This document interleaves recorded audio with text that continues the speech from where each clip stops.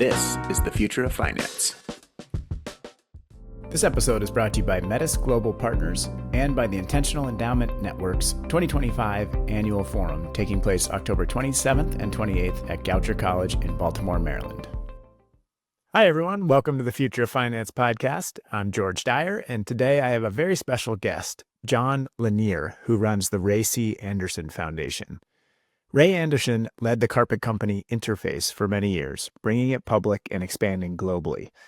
In the 1990s, he had an epiphany around sustainability and the need for companies to help lead the way to a sustainable economy and society. John is Ray's grandson, and he has led the foundation that Ray established upon his death in 2011 for the past 12 years. The family has focused the foundation's work on some of the most impactful aspects of sustainable business that Ray and Interface put into practice, including concepts like biomimicry and climate action. They've also supported education for sustainable business, most notably with the Ray Anderson Center for Sustainable Business at Georgia Tech. This story also intersects with my own personal and professional path in many ways. Ray's book, Mid-Course Correction, was instrumental for me in getting into the sustainability field, and it was a catalyst that prompted my wife to go to the master's program in Sweden where we met. My co-founder at the Intentional Endowments Network, Tony Cortese, also worked closely with Ray, along with Paul Hawken, who's thinking greatly influenced Ray's work. And Tony and Ray helped bring the work of Karl-Heinrich Robert, founder of The Natural Step, who I had on the podcast a couple of months ago, from Sweden to the U.S. Finally, our board chair at IEN, Diane Dillon Ridgely, also served on the Interface board for many years and was instrumental in the company's sustainability journey. So this is a particularly special one for me, and the concepts that John talks about are, I think, essential to creating a thriving, sustainable, and regenerative society. The foundation's doing great work, and there's a lot of good info in this one. So I hope you enjoy it. And now here's my conversation with John. Hey, John, how you doing? Welcome to the podcast. Thanks, George. I've been looking forward to this conversation. It's good to be with you. Yeah, likewise. It's great to see you again. It's hard to believe it's been almost a month since we were having lunch in Atlanta. How's the rest of your summer been? Good?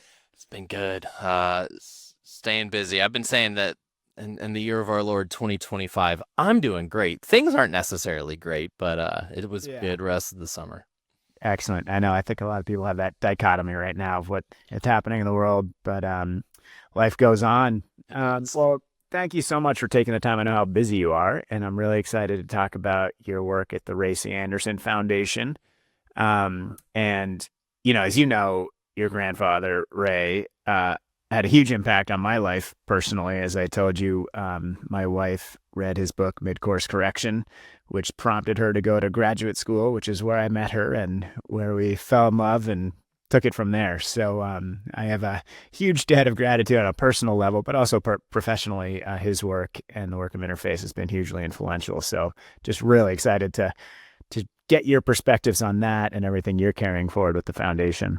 Thanks. I never tire of hearing the stories of people whose lives were changed by Ray Anderson. So I'm glad that yours is such a special one. Absolutely. And yeah, there are thousands and thousands from all the people who worked at Interface, everyone who read his books. And yeah, he had a huge, huge impact. So excited to dive into it. But before we get there, let's just, kind of start with what prompted you to jump into this and kind of carry on his legacy at the foundation. You were working as a lawyer before, if I'm not mistaken. And tell us what happened there. A tax attorney.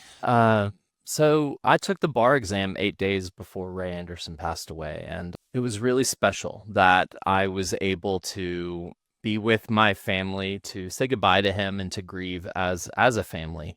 But that timing was serendipitous as well, because it meant that I was starting my career as a federal tax attorney the exact moment that my mother and my aunt were finding out that Ray had decided to leave the majority of his estate to this family foundation. It was a surprise, a wonderful surprise for them. They saw the beauty in the gift right away, but Ray hadn't told them that it was coming. And so they were left in a moment of needing help on what it meant to be a philanthropist and to do it well. And I was in a field that could advise on the governance piece and the legal oversight piece around tax-exempt organizations. So I got to learn the law representing my family in the foundation. And after about 2 years of that, my family realized this needs somebody running it full time. And I was so privileged to have been a part of it from the get-go, and for my family to have said, we think you're the right person. So that was all the way back in May of 2013 that I joined the Anderson Foundation as its executive director.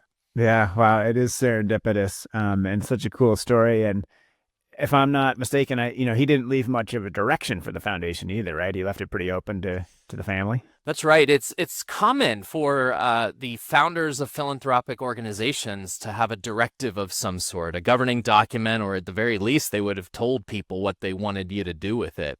Not Ray.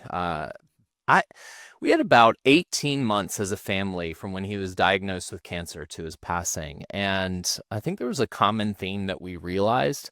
Ray didn't want to talk about what would come after he was gone during that time.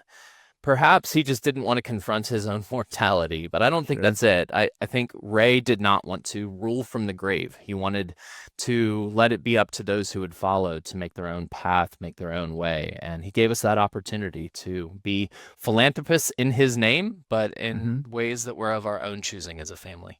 Yeah, well, that's fantastic and wise too, because things change, right? So to have the flexibility, but he definitely left some hints, some breadcrumbs in all of his work. I mean, it's pretty clear what he stood for and the impact he had. So why don't we, for listeners who don't know about his work, let's kind of just give a little background. He was the founder and CEO of Interface Carpet Company. And for a long time, right? Yeah. The company was founded in 1973 in LaGrange, Georgia, went public in 1983, and then started its global growth as an industrial manufacturer. Yeah.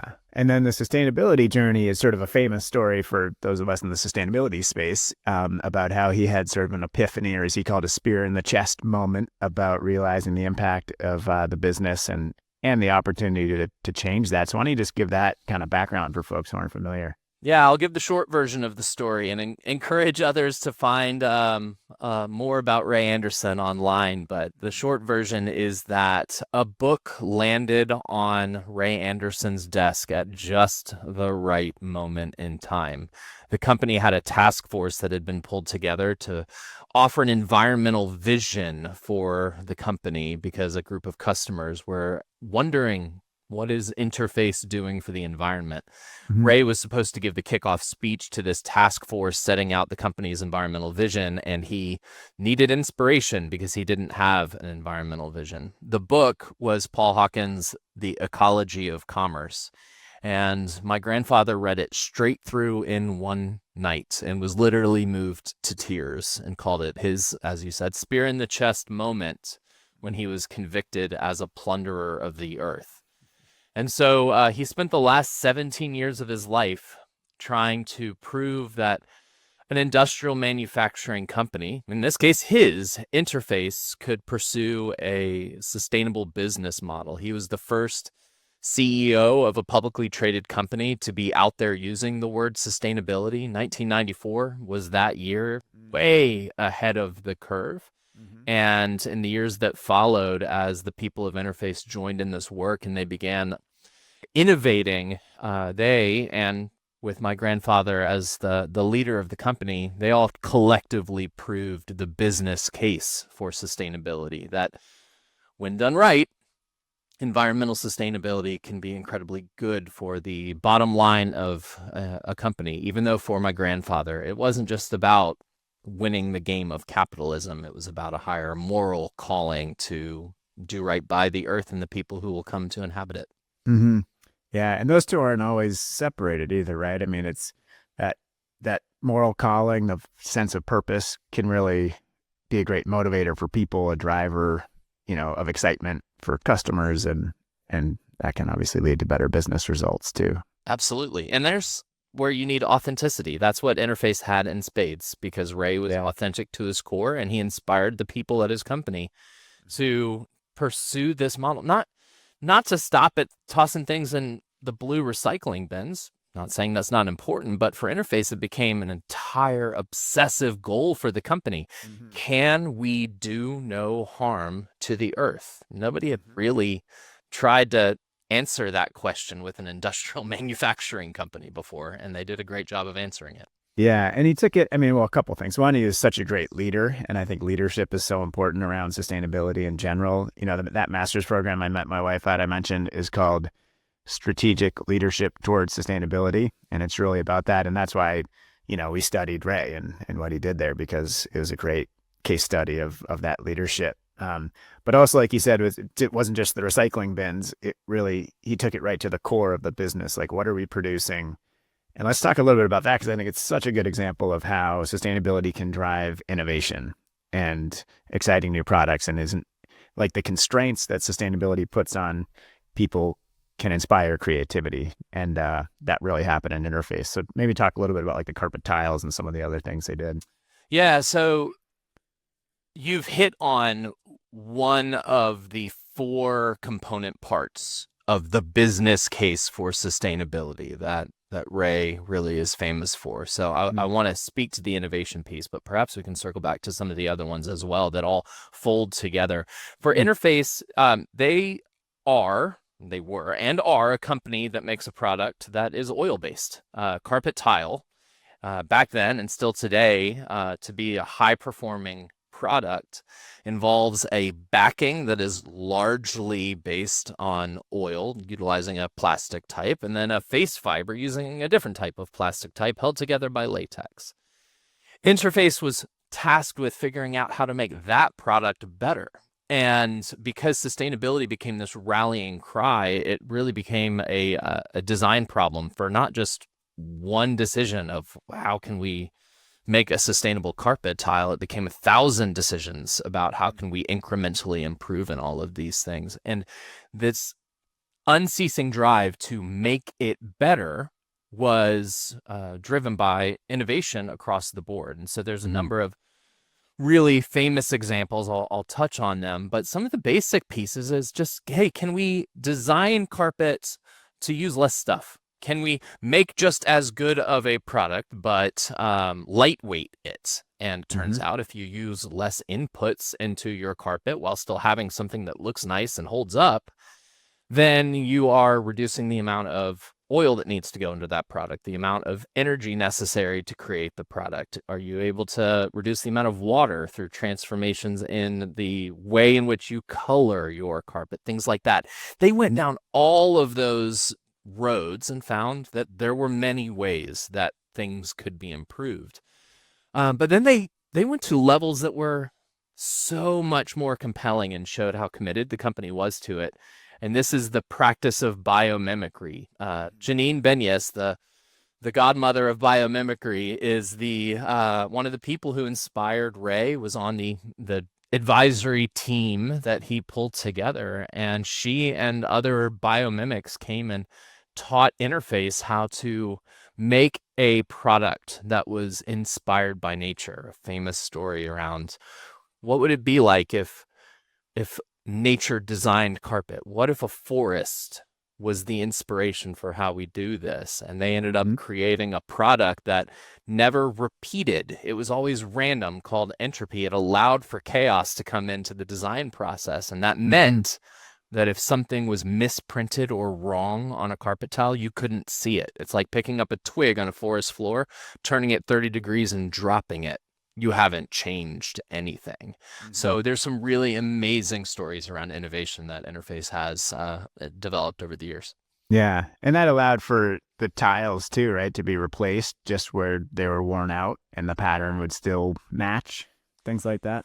Yeah, so that's one of the benefits that carpet tile offered all the way back at the beginning. In 1973, Ray had to make the case for why people should pay more for modular carpet instead of broadloom. And that piece right there was one of them. So the competitive advantage of being able to selectively replace pieces of carpet has always been there.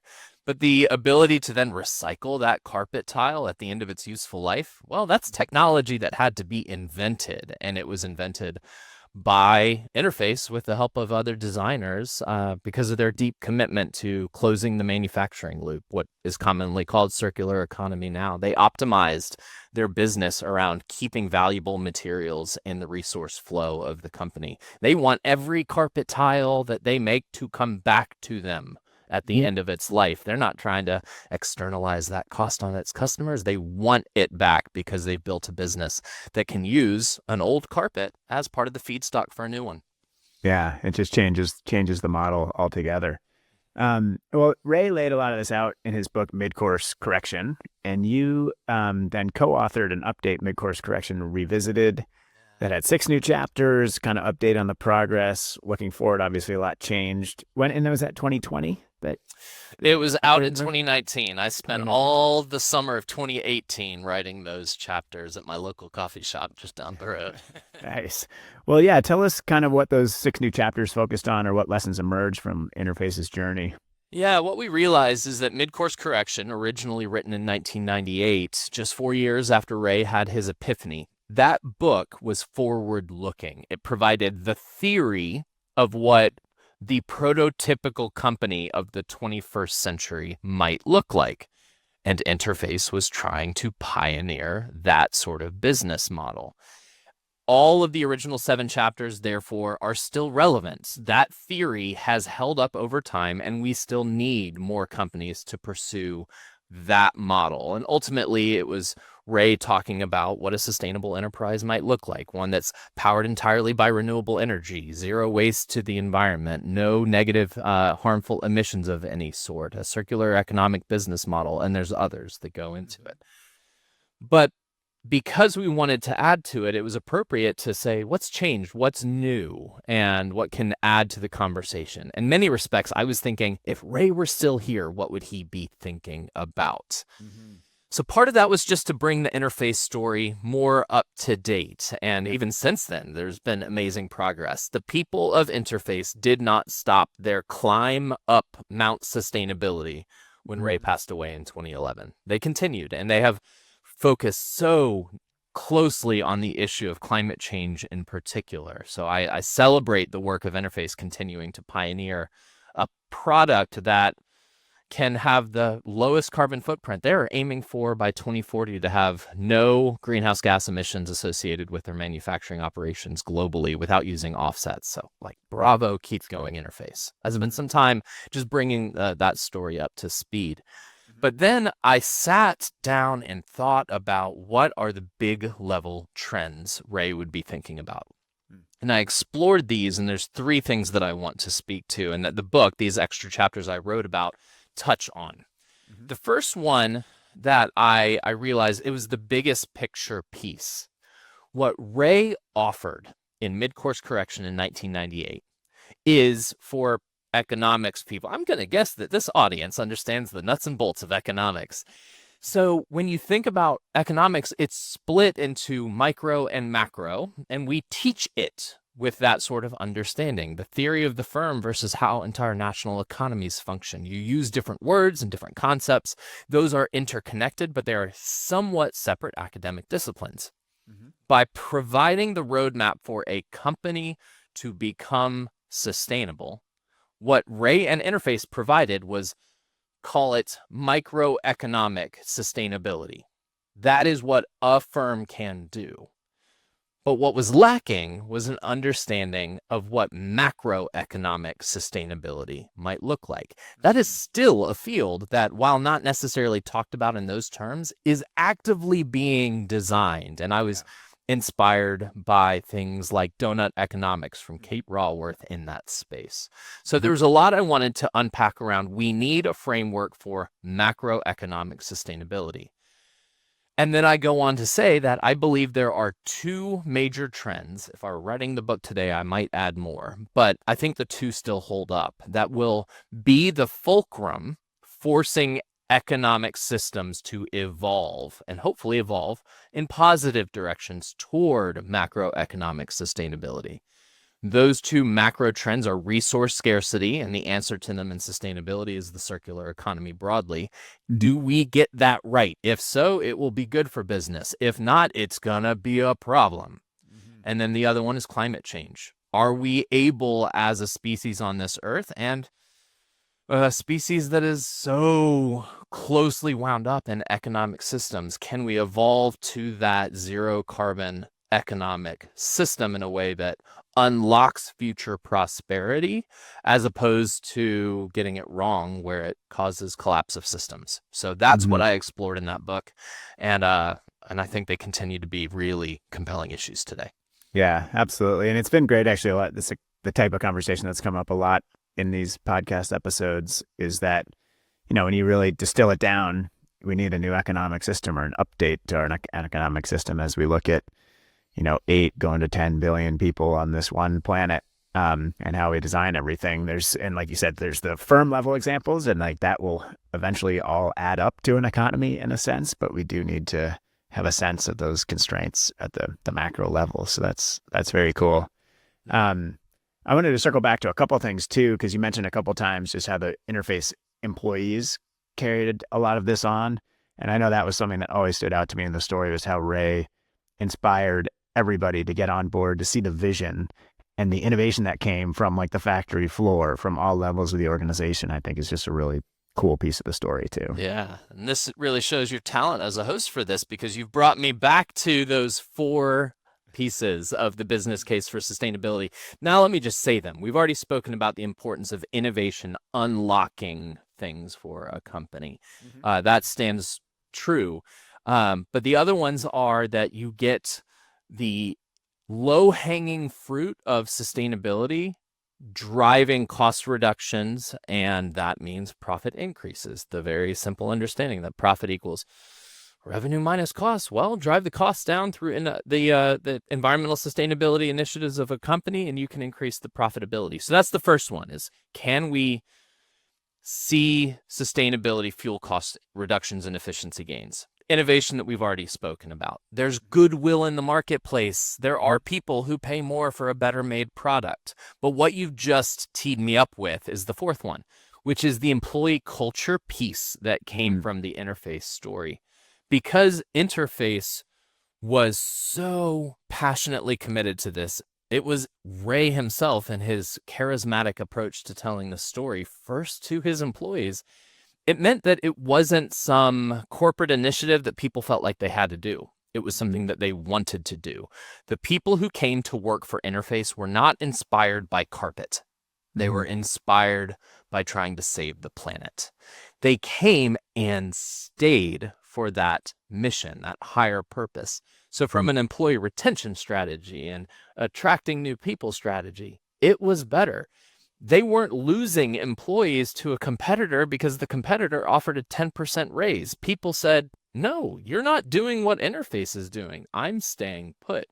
The other piece that came from it is Interface has global operations. And if a team in Australia on the factory floor figured out something that helped, it's going to be replicated in the United States and in Europe and in all of their facilities.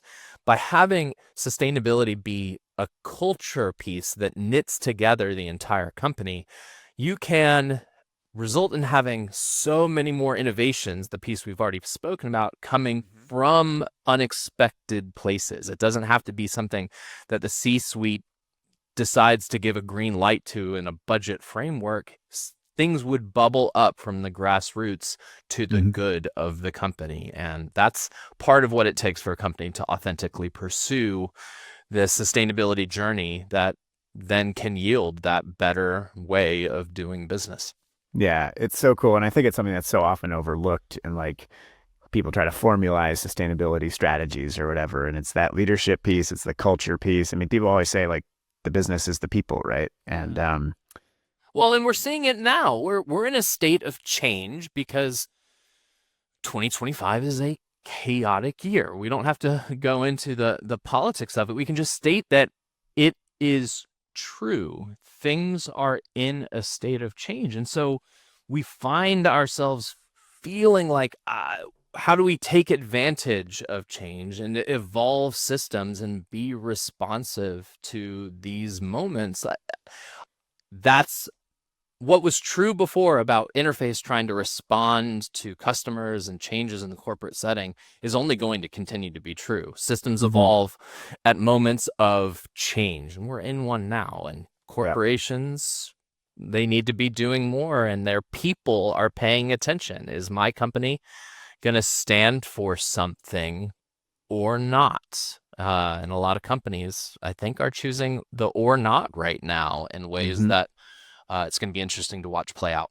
Yeah, it opens opportunities for leadership for sure. And I think, let's move on to the foundations work, because so much of the sustainability movement has tried to lay a foundation for this change that we know needs to happen and we know would be disruptive, even in the best case scenario. And that's where I find hope in this kind of chaos that you're talking about, is that while we're seeing, I think, some really potentially bad and scary models for a new future, it also opens up the opportunity for some really good and improved models for a new future. And I think that's what the foundation has been working on. And so just to start, I don't know if it's the mission statement, but when you go to the website, it says the foundation is about creating a better world for tomorrow's child. So just to set the stage, talk a little bit about Tomorrow's Child and where that came from. Yeah, so Tomorrow's Child is a poem.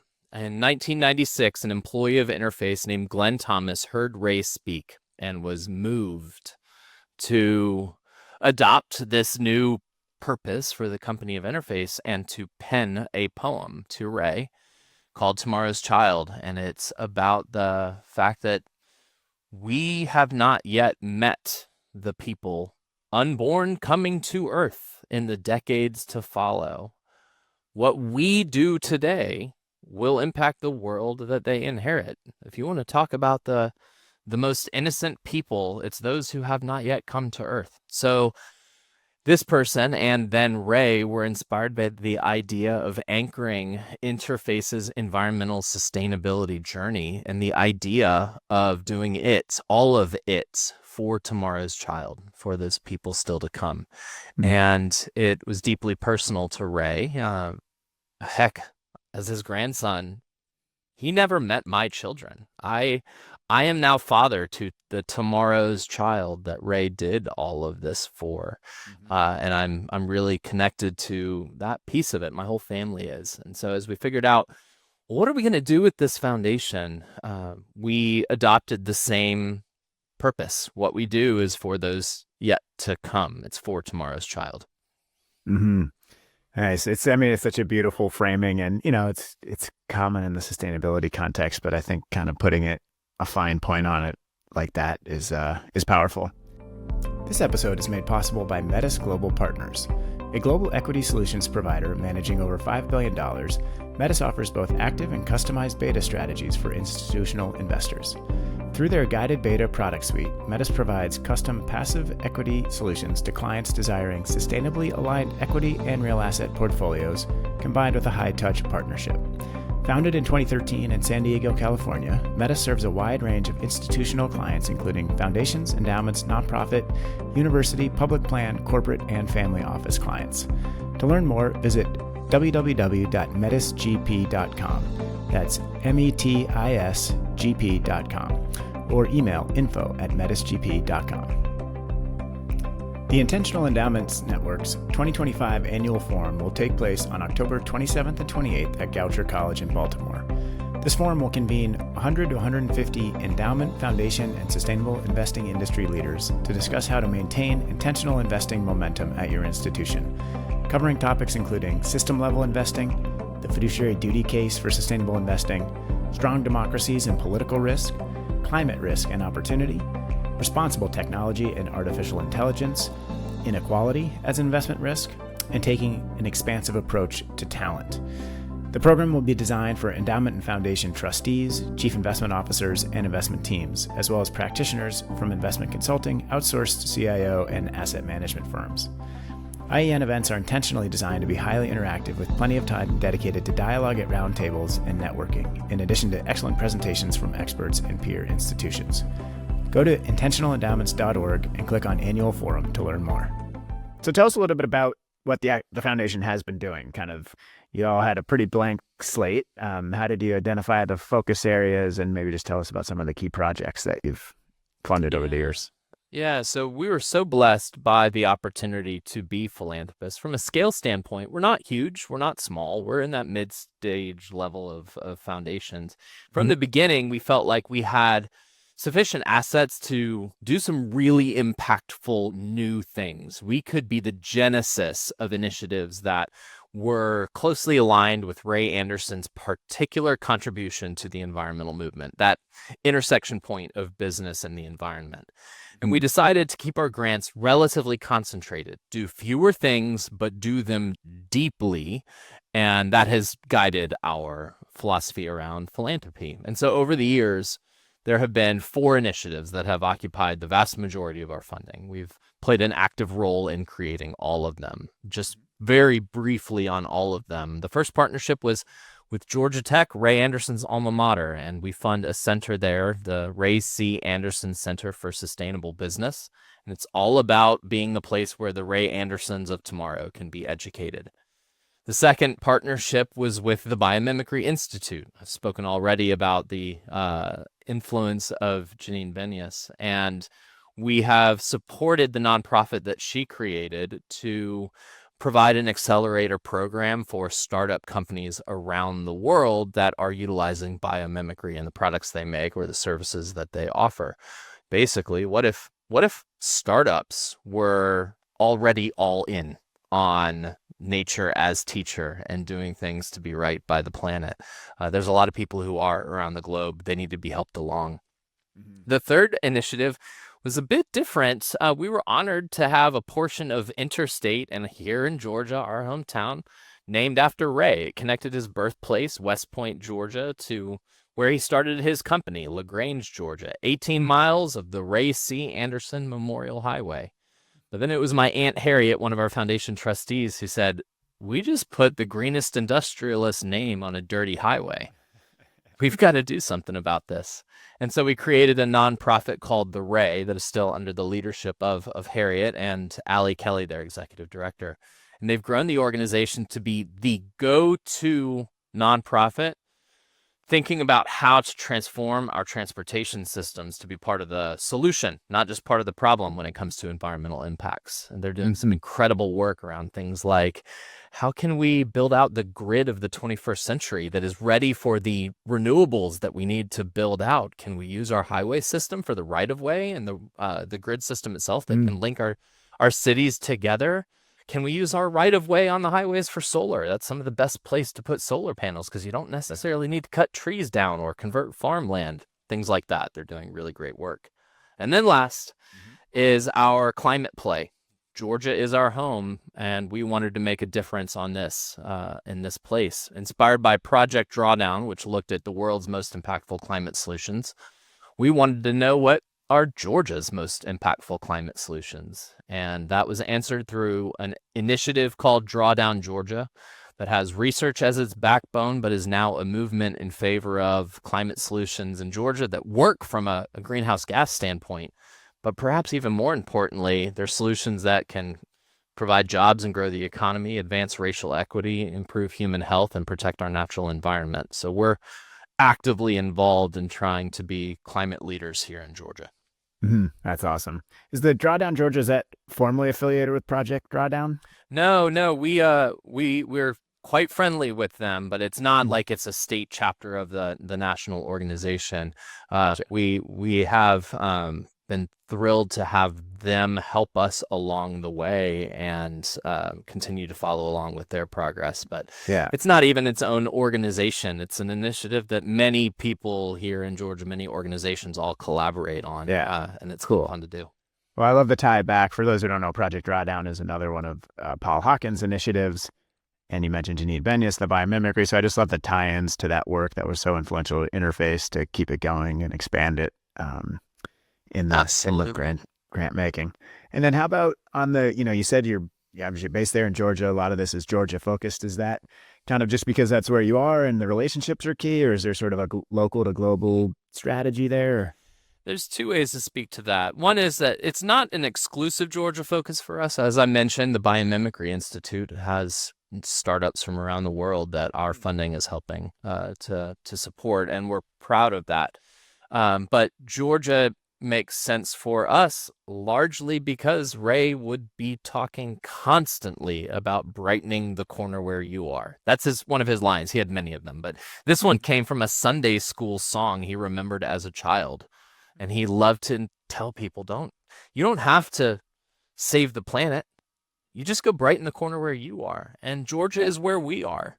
It's also a place, Georgia, if we see climate and environmental leadership come from the South, and I believe as a proud Georgian that the key to the South is my state. If it comes from here, it has the ability to transform the entire Southeast region and provide leadership that can be replicable across the country. I am so grateful to all of the incredible work that comes out of California. It has so much going for it. But California is its own animal. It's not going to be the place where we see everything be replicated from. Georgia, Georgia, I believe if we can provide leadership in this state, that's the biggest impact that we can have from an inspiration standpoint across the country. So that's why we remain focused here. This is where it's needed. Cool. Yeah. And back to like the culture piece, I'm sure that is an element of it too, right? It's every place has a different culture and some of these solutions will show up differently accordingly. So yeah. Absolutely. You have to be culturally competent, and we got a pretty good handle on the South. Nice. Well, you mentioned also some of like the social impacts of the climate work specifically. And I think a lot of people still tend to hear sustainability and think just environmentalism. So how does the foundation kind of think about how some of these environmental issues overlap or intersect with social well-being, a sense of fairness and community? Yeah. I would say that for the first decade or so of our work, we would have acknowledged the importance of environmental justice, but not have done much about it. And I don't criticize myself too much for that, because we were so laser focused on what did Ray stand for. And for all the good that he stood for, nobody was calling Ray Anderson the hero of environmental justice. He was focused on transforming industry. But I think it is wrong to have separated those as we did back then based on what we know today. For me in particular, and I think this is true of philanthropy as a sector, the murder of George Floyd in 2020 was a very important moment. It caused a reckoning, especially here in the South, where the racial history of our state is one that is troubled and hasn't been fully solved. So our work circled back to the social impact piece of environmentalism, environmental justice in particular, and said, let's find ways to incorporate this into what we do. And our Drawdown Georgia work was the perfect place to do so. We found ourselves working to build a movement in favor of climate solutions. Well, it turns out that when you look at the climate co-benefits, many of the solutions that were modeled by the research team that did this work are some of the most important things to make gains on the disadvantaged aspects of climate impacts on communities who are on the front lines. To give a very concrete example, I spent time with a small organization in a tiny community in West Atlanta called English Avenue. This is a community, primarily a Black community, and on average, they pay 18% of their income towards utilities. Just trying to keep their homes cool in the summer is economically devastating. Yeah. If we can advance things like renewable solar energy that works so well in the South, we better dang well look for ways to use the economic benefits that come from the ultra low cost of renewables for them. It doesn't need to go to the affluent. It needs to go to those in need and those who aren't contributing much to the problem of climate change. So we have anchored much of our work in the climate space in environmental justice broadly, but in particular looking for that intersectionality between climate solutions and things that can make a difference from an equity standpoint. Yeah, that's fantastic. It's a great example. And you think about stuff like that, I mean, the percentage of income, the impact that has on those families' lives. And then, there is this sort of enlightened self-interest for everyone too. Overheating is a health concern that can reduce like the number of hospital visits, emergency room visits that puts less of a strain on the healthcare system. You know, I mean, like there are these kind of like in the circular economy, you get these co-benefits that just keep spinning positively for everybody. So it's in everybody's interest. I think I would agree. Yeah, Yeah. absolutely. Mm-hmm. Very cool. Well, let's talk about the recent announcement that the foundation will be sunsetting over the next 5 years, with a unanimous decision by the family to kind of lean into this impact. So how did that come about? Why was that decision made, and how do you see it going? Yeah, we spent about 18 months doing a really intensive strategic planning process as a family. It's a moment that every family foundation eventually reaches. It's the moment when the younger generation asks the older generation what their role might be. And we went through a really rewarding process of blending together the perspectives of Ray Anderson's children, his 2 daughters and their husbands, who have been my trustees since I joined the foundation, and Ray Anderson's grandchildren. I'm one of 5, and I've had this privilege to be a part of our work from the very beginning, but we wanted to figure out how best to integrate these 2 generations, to bring new board members on, and to talk about what is the future of our work going to be. And given the fact that we have seen climate change as the primary universal issue that's crying out for being solved and has informed much of our philanthropic efforts, that became the talking point about what are we going to do? Well, if we're going to be serious about trying to solve for climate, we have to take a real hard look at the most significant impact we can make. Many foundations wrestle with this question. Do we try to be around forever to solve the problems of the future and take advantage of investment returns in the markets that can result in net giving over the lifespan of our organization being higher? Or are we going to make an impact now? And we chose that impact now piece. And I think that for anyone out there who's thinking about their impact in this space, urgency is being felt. Given that this is a finance podcast, people talk about the compound value of interest. Compounding is so powerful to understanding making financial decisions, but there is a compound benefit to greenhouse gas reduction too. It is not just by analogy, it is almost the exact same math that you do. And so our foundation took that seriously. We don't care what dollars might still be in the bank in 2050 if we haven't gotten the climate crisis right. We can't solve it ourselves. We need to be part of many who lean in and do it. But it's the ultimate collective action problem. And if we don't go all in, how can we ask others to do the same? Yeah. Well, it's really compelling. Yeah. People call this the decisive decade, right? Like, and the timing matters.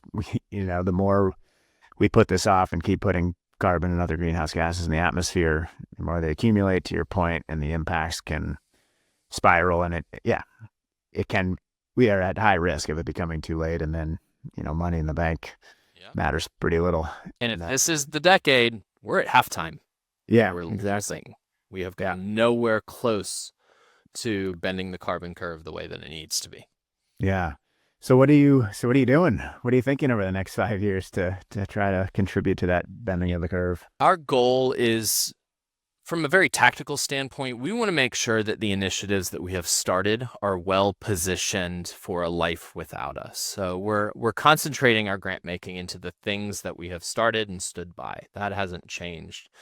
But our hope is to be additive in a particular way. We want our example and our grant making to be something that can bring other funders into this space.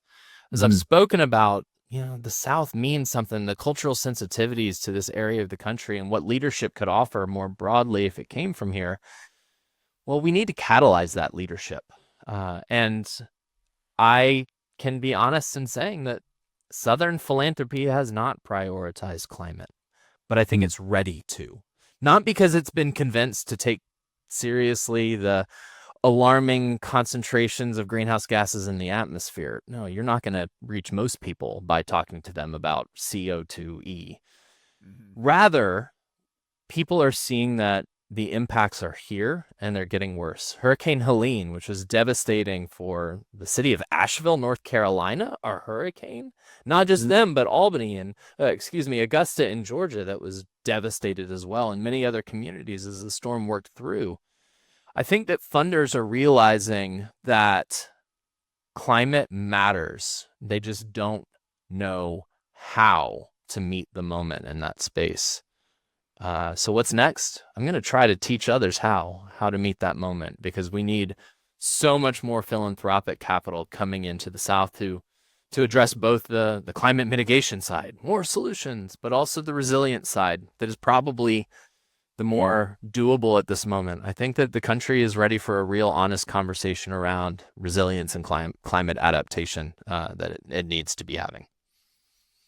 Yeah, 100%. I think for philanthropists and also investors and companies, and I think it's been a tension for a while in climate, but I think we're sort of past it, that it's not mitigation or adaptation, but we certainly are needing both. Yep. Lots more of everything. Yeah. So to that point, if you were to kind of give a call to action, what would you like to see more people doing, whether it's philanthropists or businesses or just individuals to help address this? Yeah, no, the honest answer is I'd love to see climate change move up the list of things that voters say matters. I'm probably preaching to the choir here, but it's still worth reiterating that it's so important that we lean into democracy and understand that climate is not getting solved without healthy democracies around the world. But what do I ask of people in this space? It's to not be afraid to get up in the morning and do the work. And fear is not even the right thing. Maybe fear is what needs to be overcome by some, but for others, especially those who already care, just know you're not alone, that there are people out there for you to have real conversations with about how it's harder than it's ever been right now. We cannot have people check out because it's too much. I would ask people to do whatever it is to take care of yourself as a human so that you can get up and do your part when it comes to solving the environmental challenges that are all the more challenging today than they've ever been. Yeah, it's a great point. I mean, there's fear, but this apathy or just sort of paralysis at the scope of the challenge. And like you said, we're not alone, but also, while you said it, and I agree, like we haven't bent the curve nearly enough, at the same time, there are really encouraging signs with renewables, as you said, costs coming down and just the solutions that are right there. And they are being implemented because they're more economically attractive than the alternatives now. Yeah. And so we still need policy. I think that's the biggest lever for sure. But there is hope. There's a lot of hope. Cling to it. The most dangerous thing isn't somebody saying climate change isn't real. The most dangerous thing is people saying it's too late. Yeah. We cannot accept that because it's not. First of all, it's not true. It will never be too late to try to minimize the damage that's coming and optimize for the good that a truly clean economy can deliver to people around the world. Yeah, absolutely. Nice. Well, John, we're going to move on to our final few questions here. And I always like to do just some quick rapid fire ones. So aside from your grandfather, who's been your biggest inspiration in all this work? Yeah. So I got to say her name again. Janine Benius is the person who taught me to lean into the heart piece of this work. And if anyone hasn't followed her work and her writings, go and do that. She is a unique person in the environmental movement and one of its true gems. And I will never forget the experience of walking through Muir Woods in San Francisco with her and just listening to her talk about what she saw and the reverence and love that she has for Earth and its natural systems and all the critters that amaze her each and every day. It amazed me and taught me a ton. So she's one of the special ones. Yeah, she is fantastic. We'll put some links in the show notes and stuff, but her original book was just biomimicry, right? Yep. That was the title. And then I know she's written a lot more. There's great videos of her speeches online, and she runs the Biomimicry Institute now. Is that so? She is chair of the board. She's chair of the board. She doesn't run it, but she's still active with Biomimicry 3.8, the for-profit consultancy that teaches others how to do this work. Right. So yeah, great stuff. All right. How about a book or a podcast article that you like that you think others would get a lot out of? Yeah. I mean, it may be something that your audience is already familiar with, but then I'm just reiterating it. The most important book that I ever read wasn't one of my grandfather's. It was Donella Meadows' work, Thinking in Systems, a Primer, and that book just laying out the very basics of how to think in systems, but then most importantly, that chapter 6, leverage points, places to intervene in a system.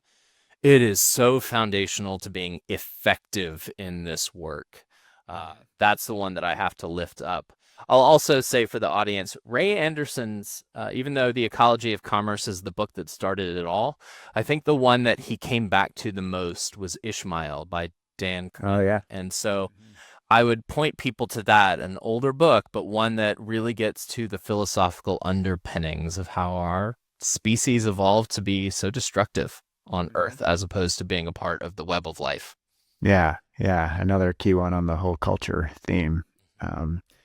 Awesome. And then how about when you're not thinking about all these big issues and running the foundation, what might we find you doing outside of work? Playing board games. Oh man, my college days were spent starting a board game at 8 p.m. and finishing at 4 in the morning. And I thought that these super nerdy, in-depth board games were going to be a thing of the past after college. But one of the things that COVID gave me, there were silver linings, was the time to reconnect with people who were board gamers as well. And through the power of technology, I'm playing board games on my computer weekly. So that is my escape hatch from many of the things that are hard. That's how I recharge. That's great. You loop the family into those two, or is it? They eventually. There's only so many times that I can play Go Fish, and as my kids get older, I'm going to try to throw some expand the universe. Yeah. Nice, awesome. All right. Well, our final 2 questions we ask everybody: what is your vision for the future of finance, given your work? My vision is that it will evolve, and with enough committed people thinking through how economics broadly, but finance within that framework, how it should evolve, hopefully we can nudge it in the right direction. That's what human history has taught us. Systems keep changing. We have to be forces for pointing them in positive directions, not negative ones. Awesome. And then how about for young people or college students interested in getting into this space? What kind of advice would you give? Find joy. There is no need to go get a degree in multidisciplinary studies so you can understand sustainability broadly. If you do, great, like tremendous degree to go get, but it really does not matter your entry point into trying to be somebody who's thoughtful about ways to make a difference, whether in your personal life or your professional life on environmental issues. But if you don't find joy in the process of doing so, so much is going to get left on the table. You have to enjoy what you do, and that'll keep you in the work for the long term. So that's what I try to tell people is find what interests you, compels you, and go do that. Just do it in a way that's helpful to Earth and her people. I love it. Well, speaking of that, this has been an absolute joy and a pleasure, John. Again, I appreciate you coming on so much. And I wish we could go much deeper on a bunch of these. So maybe we'll get you back and do that at some point. But anytime. Awesome. Well, good luck with everything, and hope to connect again soon. All right. Cheers. Thanks, everybody. Take care. This episode has been brought to you by Metis Global Partners and by the Intentional Endowment Network's 2025 Annual Forum, taking place October 27th and 28th at Goucher College in Baltimore.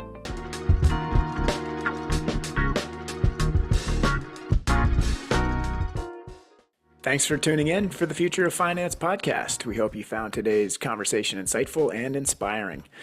Don't forget to subscribe or follow us on your favorite podcast platform. And please take a moment to rate, review, or share the show. All of this really helps us to reach more people like you who care about creating a thriving and sustainable future. And it's a really easy way to have a big impact. So please do follow.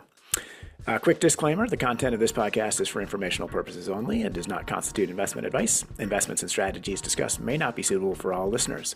Please consult a financial, legal, tax, or accounting professional before making any investment decisions. References to managers and funds are for informational purposes only and should not be considered endorsements or investment solicitations. This podcast does not monitor fund performance or guarantee the accuracy of third-party materials or statements. This has been an episode of the Future of Finance podcast, exploring how finance can shape a vibrant and sustainable future. Thanks for listening, and we'll see you next time.